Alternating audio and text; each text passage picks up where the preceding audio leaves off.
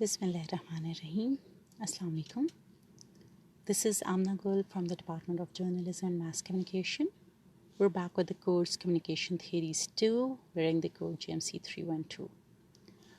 It's our 10th lecture and the topic today is theoretical paradigms. It's part 2 because it's a continuation of the last lecture. Since we are discussing 5 paradigms of those in the last lecture, I just explained to you what a paradigm is, and then I explained the empirical laws paradigm, which stated that there are universal laws that govern how we communicate.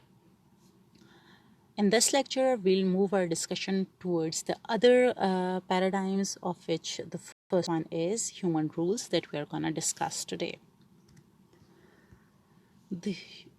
Some common communication scholars believe that we cannot and should not try to study communication with an approach that does not work as accurately as it does in the physical sciences. As we discussed in a previous lecture, that paradigms are ways of viewing the reality. So some people can view the reality in one way and others view it in another way. So some of the communication scholars, they believe that neither we can nor we should try to study communication with the approach which is not accurate for communication as it is accurate for physical sciences. These scholars believed empirical laws theories could not explain communication effectively, so they began developing theories around the idea of rules rather than laws. The previous one was empirical laws paradigm. This one is human rules paradigm. So the idea of rules rather than laws. By now you are aware that we all follow rules that guide our communication.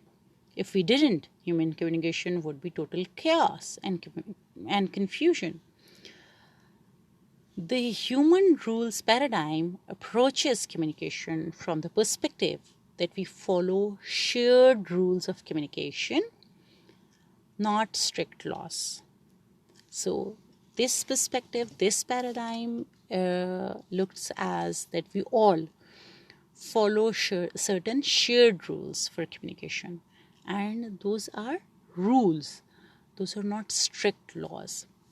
While human rules theories share similar assumptions with empirical laws, they promote a more flexible approach to communication by suggesting that we follow general rules of communication rather than absolute laws that apply 100% of the time to our interactions. So what is the difference here is that both of these actually promote certain suggestion and prediction, but in the case of rules, their assumptions are more or less similar to those of empirical laws, but their approach is far more flexible towards communication because it suggests that we all follow general rules of communication, and since those are general rules and those are not absolute laws. Now let's differentiate between the two. There is an old saying, and you might have used it a couple of times in your own, like you might have used the statement or the saying a couple of times yourself as well, that rules are meant to be broken. Since students use it a lot, that's why I just mentioned that. Now, this simple statement highlights the fundamental difference between empirical laws and human rules approaches to communication. If you break a law in the physical world, there is always a consequence. For example, no two objects can occupy the same space at the same time. A car accident is often a disastrous example of an attempt to break this law. If two cars try to take the same space on the road at the same time, obviously they end up in an accident. So that is, if you try to break this law, the law states that no two objects can occupy the same space at the same time. So whenever we are on the road, we come across so many vehicles that try to overtake, and they try to take the same space at the same time. So if it is exactly the same space that both the vehicles are trying to occupy at the exactly same time, obviously it ends up in an accident. That is a car accident example. So if you break a law in the physical world, there is always a consequence. However, if you break a rule, it may not have the same consequences as breaking a law. For example, your parents may have set a curfew for you. So imagine you were on your way back home at night, but you stopped to help a friend, for example, change a flat tire. Now, your parents may choose not to punish you after you explain to them the reason why you violated the rule. Like, for example, they set the rule that you don't have to be outside the house, for example, at any time at the night, or let it be 9 p.m. or whatever it is, 11 p.m. So, when you were coming back and you came across someone, or rather a friend or a family friend who needed to change a flat tire of his vehicle, so you helped them out, and obviously you got late. So when you could reach your home, you explain the situation. So most expectedly, they don't punish you because you have a good enough reason to violate the rule. Those who approach communication using human rules theories believe that communication rules are created by people, and therefore those are always open to change. I'll come again. Those who approach communication using human rules theories, they believe that communication rules are actually created by people. And since these rules are created by people, therefore they are always open to change. Let me put it another way. Empirical laws theories seek absolute truth that we can discover through careful observation and testing. It is an absolute truth. It does not vary. It does not change. There is only one single truth out there. Human rules theories seek truth as subjective and created by humans. So it's not set by the universe in which we live. So the subjective truth is a variation because it is subjective. There is no absolution about it. Let me explain this thing a little further as well. I hope this is clear. See, I'm comparing this paradigm with the previous one. The previous one was empirical laws theories, and this one is human rules theories. The empirical laws theories no doubt had similar assumptions as of human rules theories, but they ended up seeking an absolute truth. That a truth that was always there, that was not subject to change. Human rules theories seeks a truth that is subjective. It is subject to change. It is more flexible. It can change over time. It can change with changes in different variables involved. Rules are actually dynamic, whereas laws are not.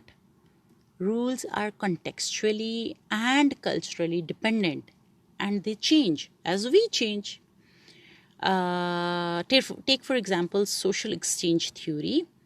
This theory theorizes that people participate in relationships when there is a fair exchange of costs and rewards, like there is a give and take.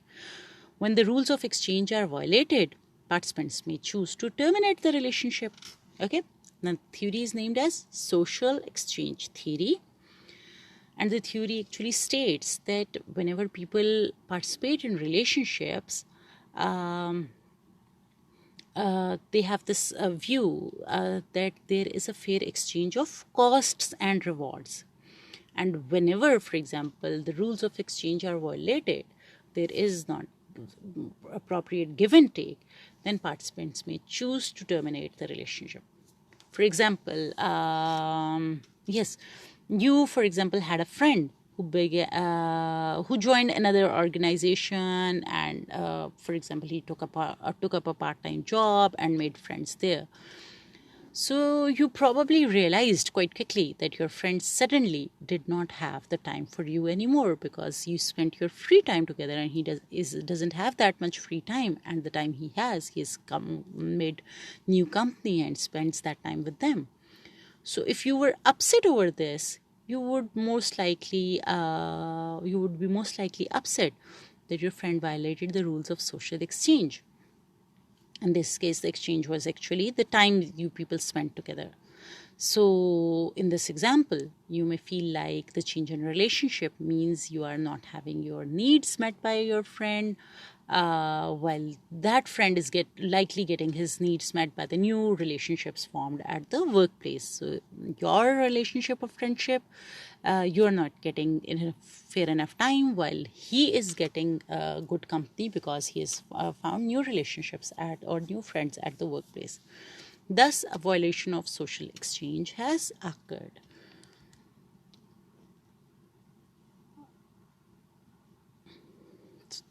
Using human rules theories, we are still able to predict how people might communicate, much like empirical loss theories. However, unlike empirical loss theories, rules are bound by context and not universal to all situations. So that is the case. For example, we predict that most people abide by the speed limits that are posted on roadways.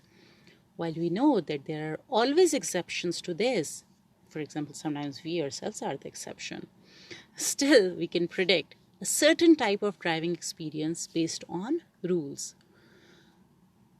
But not all places approach speed limits from the same perspective. I came up with a very interesting example. Now, see, laws are universal. Laws tend to be universal to all situations. But rules have their own context or the way they are seen. So, for example, we have speed limits. We all know that. They are on the roadway. There are certain places speed limits are mentioned. We know that certain people do not follow it, and sometimes it's us who do not follow it. But still, we can predict what kind of driving experience people will have based on these rules. Look at the speed limits are the rules. But not all places approach speed limits from the same perspective. By that I mean, I came across a very interesting example. There was an international student who went to class one day. He was very extremely upset when he went to the class. When he was asked what was wrong, the student stated that he had received a speeding ticket, like he was over speeding, so he received a ticket. For this particular student, the speeding ticket made no sense at all. Why? Because in the US, speed limits are actually a maximum speed, and the risk whenever someone, for example, exceeds, they risk a ticket when they exceed that speed limit. So it's a law in the US. However, the student who had come from a different country, he stated that in his country, speed limits were considered guidelines for how fast to drive. So the student went on to explain that police officers in his country were not interested in determining if people accidentally or purposefully drove above the posted speed limit. Instead, they let people make their own decisions regarding the guidelines for the posted speed limits. For example, if it is 60 miles or so if it is 60 kilometers per hour speed limit mentioned here in Pakistan, so we kind of understand that we need to go by this, okay? And if it is, for example, main traffic areas or metropolitan cities, once again in Pakistan also we have issues. For example, let's have a look at the motorways. So in motorways, if you cross 120, you get a ticket. That's for sure. But the person who had come from another country, in their cases, the police officials would not take it as a law. They would just take it as a guideline telling people that they should go by this speed that is more appropriate. So in case of the student was in the US, so since US approaches speed limits as laws, as in if we take the example of motorway here in Pakistan, it's the same. So if you break the law, there are consequences.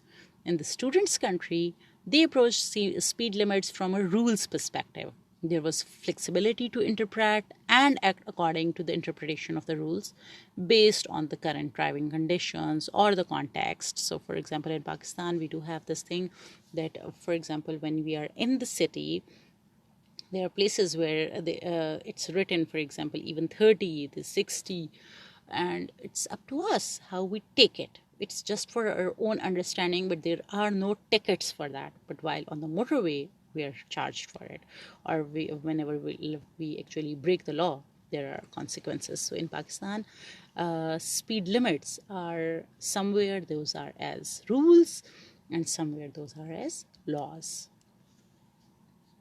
So if you break a law, there are consequences. If you break a rule, that is not much of an issue.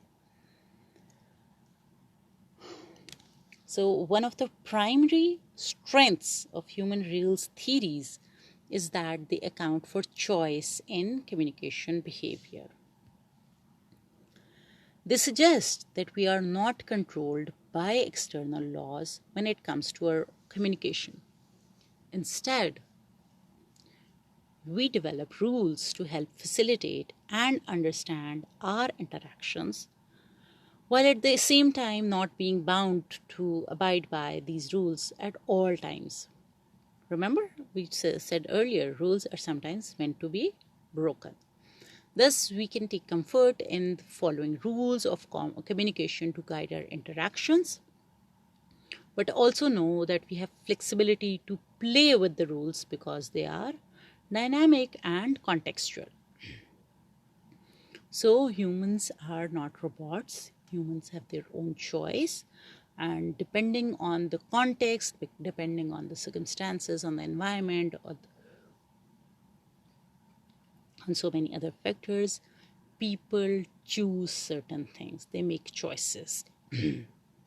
So this is the strength of human rules paradigm, that people do, since they have the flexibility, so they do things differently. For example,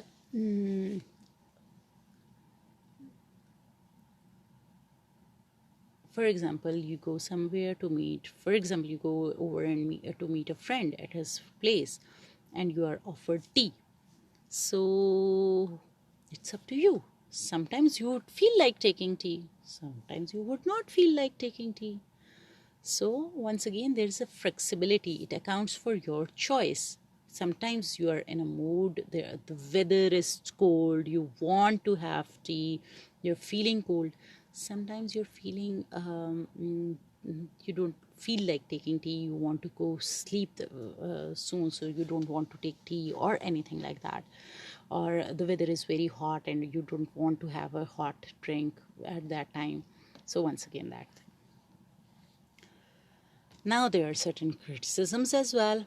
The primary criticism with human rules theories is that they cannot fully predict behavior or outcomes. However, as of now, all theories fail to do this when applied to human communication. Another criticism of human rules theories is that they are culturally and contextually bound. So when we develop theories about something like communication anxiety as it relates to public speaking, we do that under the framework of our cultural perspective. These same theories often do not apply to other cultures, because human rules paradigms, in the human rules paradigm, the theories are culturally and contextually bound, so they might not be applicable to other setups, other cultures.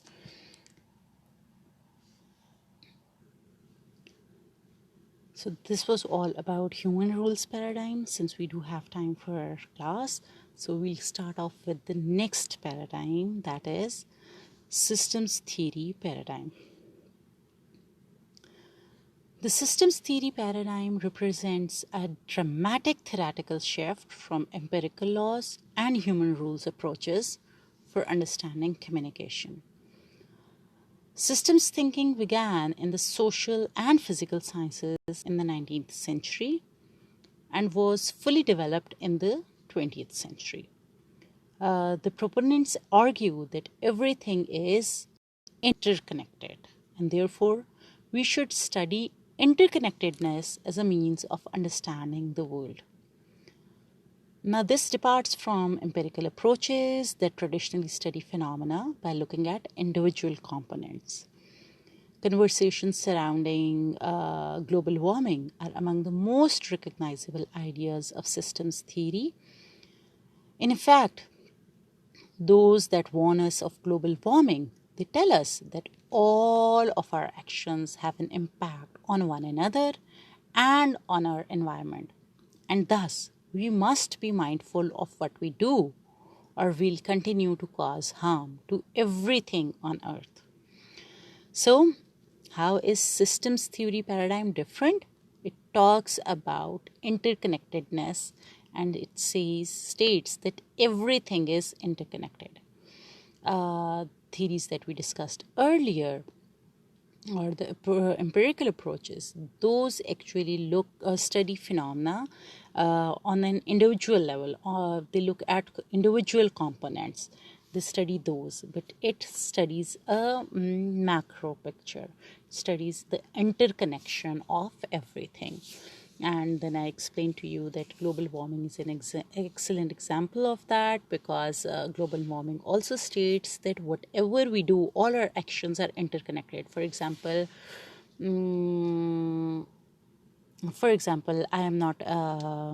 I do not make very reasonable choices and buy electronics, for example, an AC or a refrigerator that is not CFC free, like that has chlorofluorocarbons that cause damage to the ozone layer. So if I do that, it is gonna affect everybody, because the ozone layer, if it gets damaged for all of us, including me and you and everybody. See? So that is that everything is interconnected. Now this is the example, this was the example of everything being interconnected. I'll just explain it a bit more as well. When applied to communication, the previous example was not applied to communication. Using electronics was not part of communication. That was just an explanation, okay? Now, when applied to communication, the systems theory paradigm seeks to understand the interconnectedness of human communication rather than looking at just one part. So, in case it looks at the interconnectedness of human communication. The basic idea behind systems theory is the whole is greater than the sum of its parts. And this is something that most of us have heard, but it is something that has depths to it. The whole is greater than the sum of its parts. Have you ever imagined what does that mean? Think about it. An easy example of this is baking a cake, for example. If you were to lay out all the ingredients of a cake, you would still not have a cake, would you? Or, for example, take the case of tea. I hope you all know how to make tea. So if you had all the ingredients of tea and you just put them all together, or put them all on the table or somewhere, so do you have tea then? Is it tea? It's not. So let's have the example of, let me continue the example of cake, and then you can apply that same to tea as well. So what you will have on the table is, for example, the ingredients of the cake or ingredients of the tea. But combining those ingredients in a particular way, you produce a cake if you are using the cake ingredients. Not only that, you produce, excuse me, not only that, you produce an experience. You produce an experience surrounding the cake. For example, think about birthday or anniversaries, wedding, celebration, etc.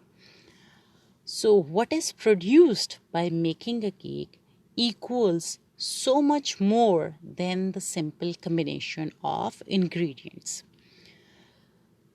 Another example can be an automobile engine.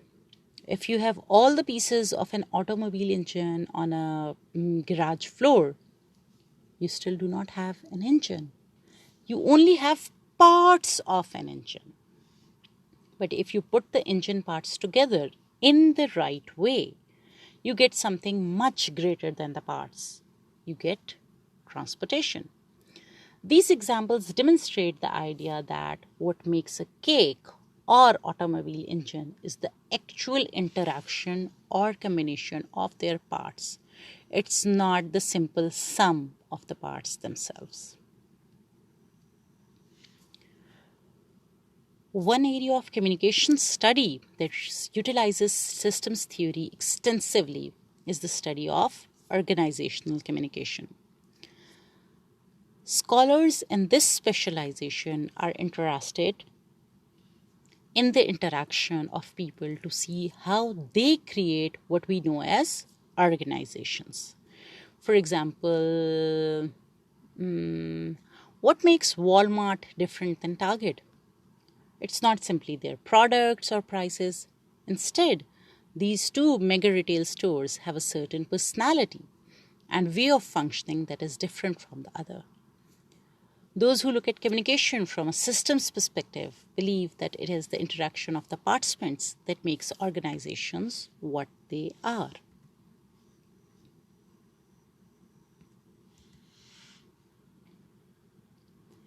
Now, certain characteristics.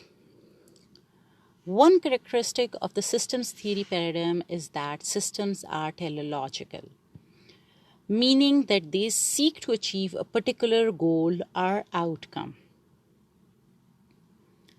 The goal of combining the ingredients of a cake is to produce a cake and to facilitate an occasion. The goal of working automobile engine is transportation. The goal of having a family is love and support. The goal of a business is to produce products and profit. Communication researchers examine the interactions of those that make up systems to understand the system's goals as well as how they attempt to achieve those goals. Another characteristic of systems is that they always try to achieve homeostasis, the state of equilibrium or balance. Using the idea of a family, most families attempt to fit in with their neighbors, co-workers, friends, the city, the country, the culture, etc. Systems are always in a process of trying to achieve a level of homeostasis with their environment. When changes occur in either the environment or a system participants will adapt in order to maintain the balance. For example, if you moved away from your immediate family, for example, to attend university and you shifted to a hostel, your move had an impact on the homeostasis of your family. As a result, everyone in your family had to adjust in some way to the change brought about by your move in order to create a new sense of homeostasis. Even though you are still part of the family system, the system changed as a result of your move and must respond in order to adapt to the change. The power of looking at communication from a systems perspective is that every communicative act impacts the system as a whole. When there is a change in one part of a system, it changes the entire system to some degree. Let's revisit our example of an automobile engine. Let's say a car engine started making terrible noise. Now the sound was so bad that one would think it might cost thousands of rupees to fix the problem. However, a mechanic quickly finds that it's just a small bolt that has fallen out. Now, a few hundred rupees later, like including the service charges and 5 minutes, around 5 minutes of time, the engine no longer made that terrible noise. So, homeostasis was reached once again through the change of one very small part of the engine.